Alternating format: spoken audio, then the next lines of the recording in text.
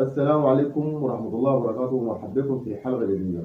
السفارة الإماراتية في السودان توفي بوعدها للطالبة ريماز.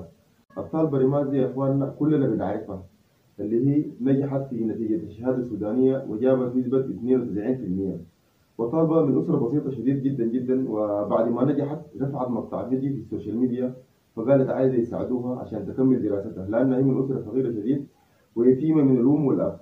فأول من لبى النداء وجاء قابل الطالبة ريماس هي السفارة الإماراتية في السودان. جوها وعملوا معاها لقاء وشافوها وتبرعوا لها بهدايا وتبرعوا لها بمبلغ مادي. فحتى جوها قبل المدرسة بتاعتها، فالمدرسة بتاعتها ما جات ولا كرمتها ولا كده. أول من جاء السفارة الإماراتية بعد ما شافوا مقطع الفيديو بتاعها في السوشيال ميديا. فالطالبة ريماس يا إخواننا زي ما عارفين ساكنة منطقة اسمها ود البشير في درمان الحارة 51. المنطقة دي ما فيها موية ولا فيها كهرباء، يعني بدون خدمات. فتخيلوا يا اخوان البنت دي عايشه في بيئه قاسيه جدا جدا، فبعد ده قدرت تجيب نسبه 72. يعني لو كانت عايشه في بيئه ملائمه وموفر لها كل الاحتياجات كان حتجي ولد السودان، لكن في النهايه دي قسمتها وقدر الله كده.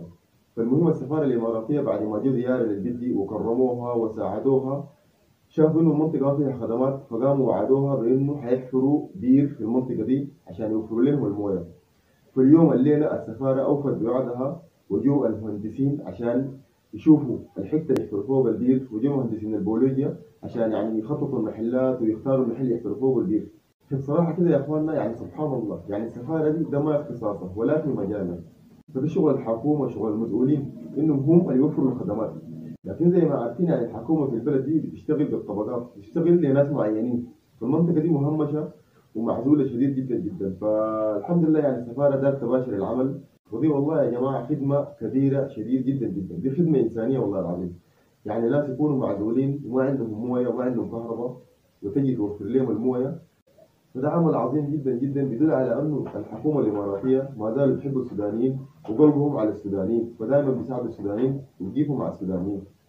فالسفاره دي يعني الطالبه رمال بعد ما دفعت مقطع الفيديو في السوشيال ميديا، اول من لبى النداء وجاء كرمها وساعدوها ماديا هي السفاره الاماراتيه. جوها حتى قبل المدرسه بتاعتها، يعني المدرسه اللي هي نجحت فيها ما جوها وما كرموها ولا حتى عملوا لها ترويج عشان الناس عرفوها، الا بعد ما السفاره الاماراتيه جت حتى ما جات المدرسه جات وجو المسؤولين اتبرعوا لها. ففي النهايه الحاجه دي للخير. فالطالبه رماد يعني قدرت انه بنجاحها ده تقدم حاجه لمنطقتها، وده بدل على انه السوشيال ميديا يا اخواننا سلاح قوي جدا جدا جدا. في الزمن الهسي ده يعني السوشيال ميديا ده السلاح اللي بتستخدمه في الحاجات الايجابيه، بالاخص في الحاجات دي.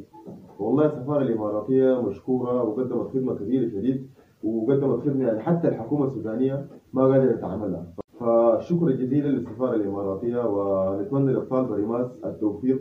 الطالبه ريماس يعني قدرت انها تعمل شيء تقريبا يعني ما في زول قدر يعمل. يعني الطالبه دي بعد ما نجحت بكل تواضع طلبت من الناس المساعده عشان تقدر تكمل دراستها.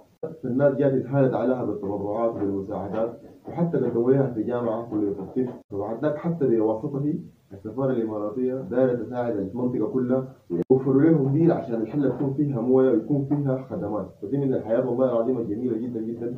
نتمنى للطالبه ريماس التوفيق في حياتها العلميه، ونتمنى التوفيق لكل الطلبه في السودان. ودي نهاية حلقتنا لهنا، وانا شاكر لكم كثير. في امان الله.